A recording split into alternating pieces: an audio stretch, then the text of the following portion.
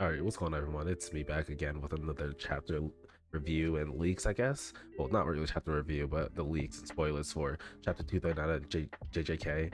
And honestly, this week has been it's been long since the last chapter one. Honestly, it's been like 2 weeks, and I just didn't know what to film in the time, so I just kind of waited till this. But without further ado, let's get into the chapter 239 spoilers. Yeah.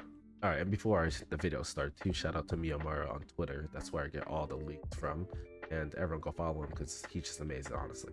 Let's start off with the first page or panel, I guess. Page actually. The chapter starts off with a change of point of view away from the Higuruma and Yuji versus almost a Kashima Kenjaku fight, and it goes to some girl with rolled up hair running away from someone, and obviously this is Uru. Well, I'm guessing it's Uru, probably is. Yeah, that's what the chapter starts off with, and then after that, it's shown that she's angry at Kenjaku for all that's happening in the culling game. She asks, "Isn't it too cruel to give them life once again by just turning them into cursed objects when now taking their lives away?"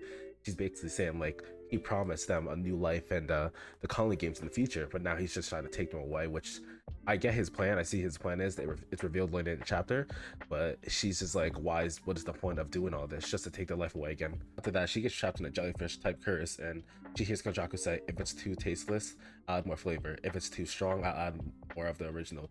People are like seasoning and water to me. I don't have any particular feelings towards you, which is kind of him saying that he doesn't care what happens to them. He's just using them for his own benefit. Sorry if I'm speaking a bit fast, but I'm kind of in a rush.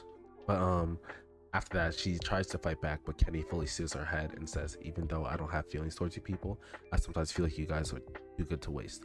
It's basically implying that he can't waste the cursed energy because his plan is to make a huge cursed spirit with using all the cursed energy from the culling game. Kenjaku tells her that he applied cursed objects on reincarnated ones and a cursed symbol on awakened sorcerers, so it's way easier to track them down. And then someone else arrives and asks Kenjaku why he's talking to someone when she's already dead. This person is revealed to be Hazanoki, one of, I believe it was Reggie's little friends, and Kenjaku jokes about who's qualified to be his friend. One, they shouldn't bore him, and two, they should be on the same level as him, which Hazanoki is not. And Hazanoki refuses to be Kenny's friend because he says that he had enough with his friends with long hair, which suggests Reggie. Star. Jaku then asks Hazanoki to hold on and watches Gojo versus Sukuna on his phone, I guess. He realized that Sukuna expanded his curse technique target to take down Gojo and then adds, "Got a good looking face there," to Gojo, I guess. I think it's Gojo.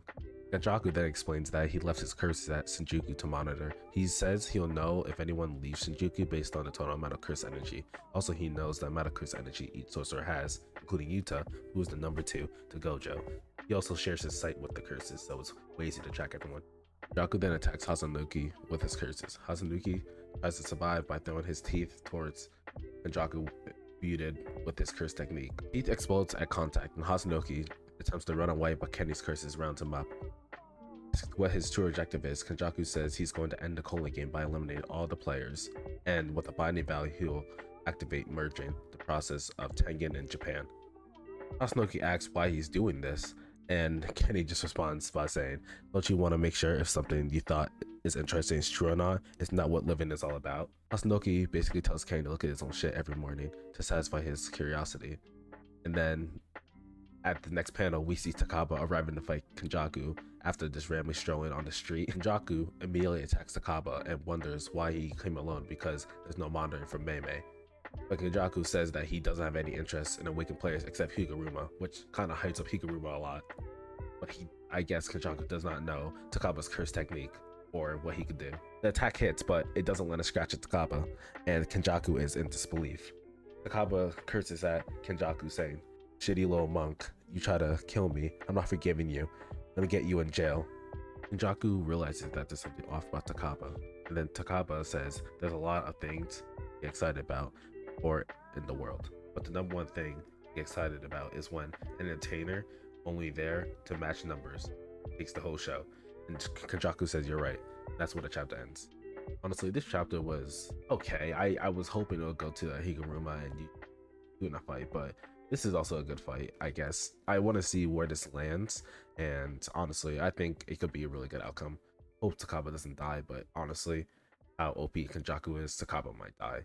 Alright, and that's it for the video, and I hope you guys like it a lot, and Yeah, sorry I was rushing this, honestly. I just had to get schoolwork done. But yeah, I'll see you guys next week.